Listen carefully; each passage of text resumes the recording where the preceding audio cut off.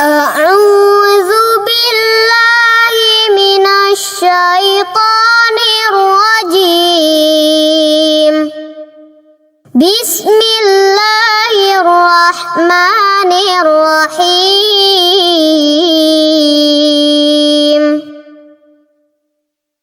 قل أعوذ برب الناس،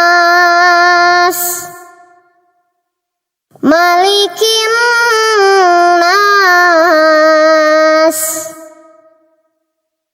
إله الناس، من شر الوسواس الخناس